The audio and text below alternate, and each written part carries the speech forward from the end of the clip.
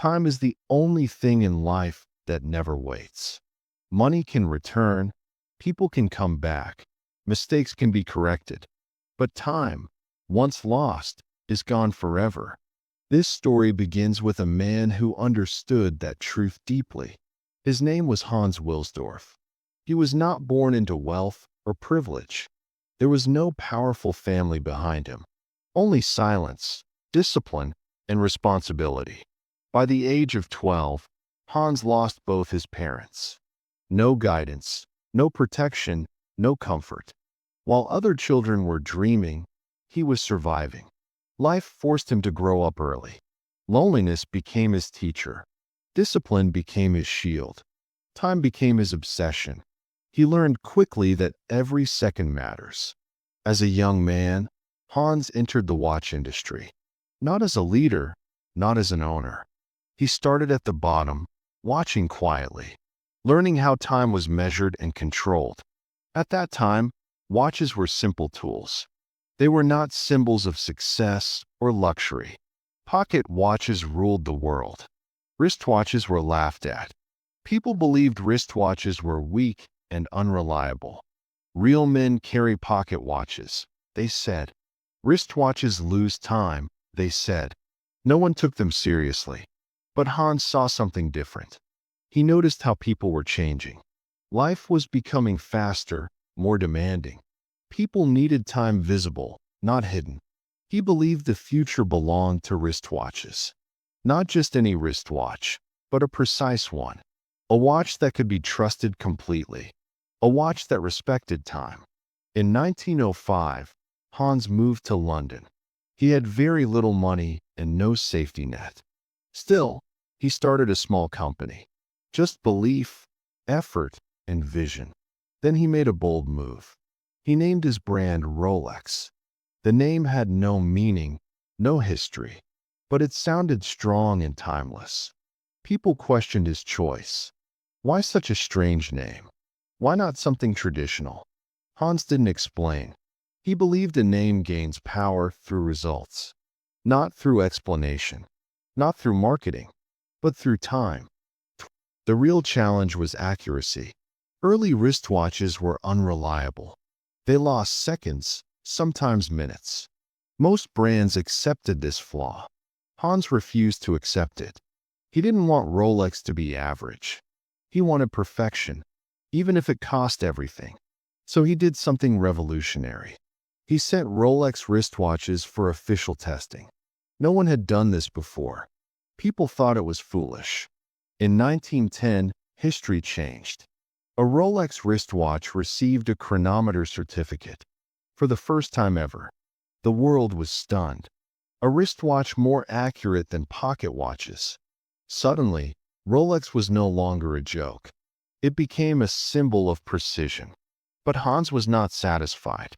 Success did not slow him down. It pushed him further. He knew this was just the beginning. And time was still ticking. Just when things started working, the world collapsed. War arrived. Fear spread across countries. Nothing was normal anymore. World War I changed everything. People stopped buying watches. Businesses struggled to survive. Many companies shut down forever. For a young brand like Rolex, this was dangerous.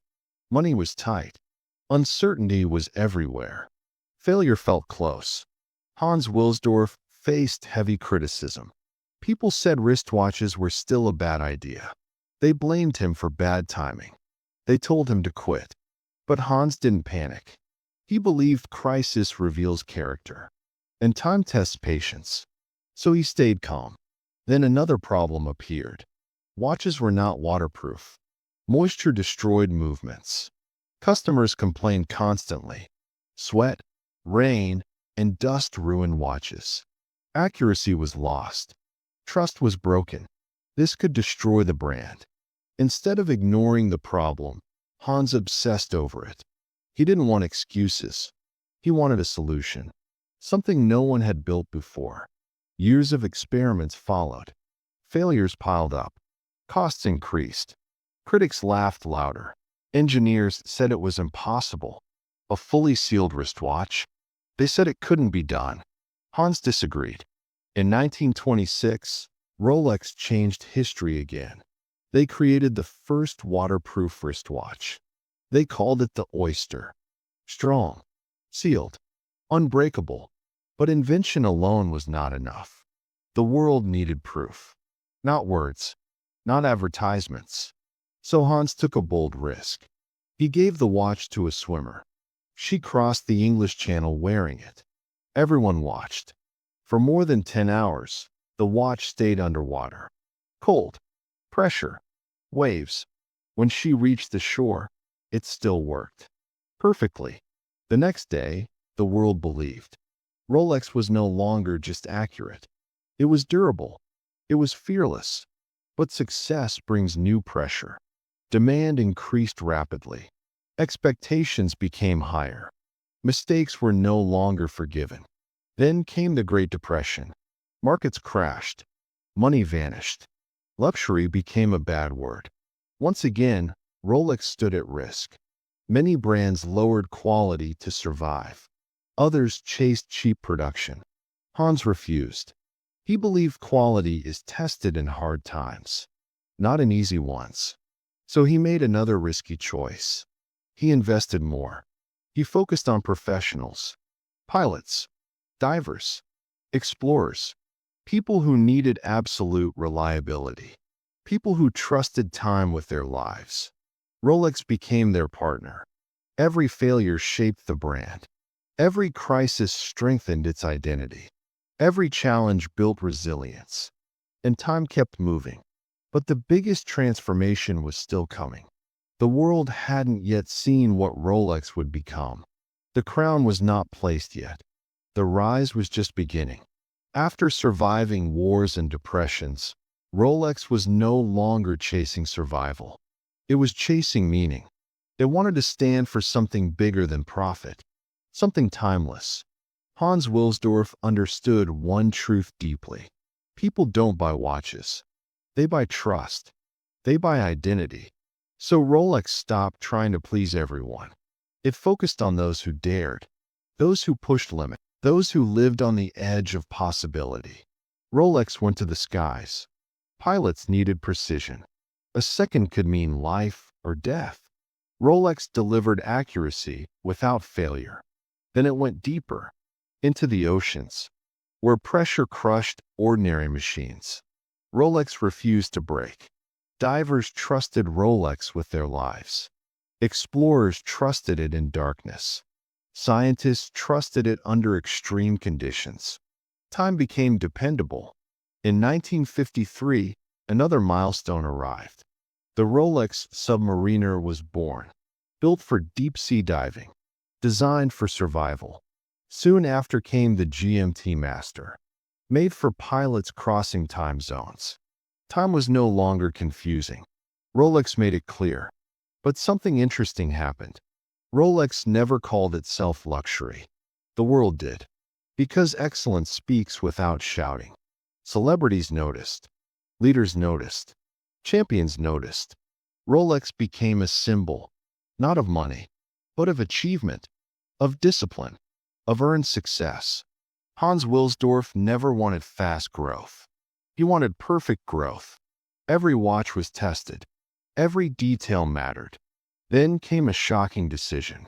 When Hans passed away, he didn't leave Rolex to family. He left it to a foundation. No shareholders. No pressure for shortcuts. No compromise. Only purpose. That decision changed everything. Rolex could think long-term. Decades, not quarters. Quality stayed sacred. While other brands chased trends, Rolex stayed consistent. Designs barely changed. Standards never dropped. People waited years to buy one. Prices increased. Demand exploded. But Rolex never rushed. Because scarcity wasn't a strategy. It was a result. A result of discipline. A result of patience. Rolex became a dream. Not because it was rare, but because it was respected. Because it meant something. And that's the real lesson. Great brands are not built on noise. They are built on values, on silence and consistency. Rolex didn't fight time. It mastered it. It respected it. And time rewarded it back. Today, when you see that crown, you don't just see a watch. You see struggle. You see resilience. You see a man who believed in risks when the world laughed. You see a brand that refused shortcuts. You see time perfected. And maybe that's the biggest lesson for you. Your journey will be doubted. Your timing will be questioned. Your patience will be tested. But if you stay consistent, if you respect your craft, if you refuse to rush greatness, time will crown you too. Because legends aren't made overnight.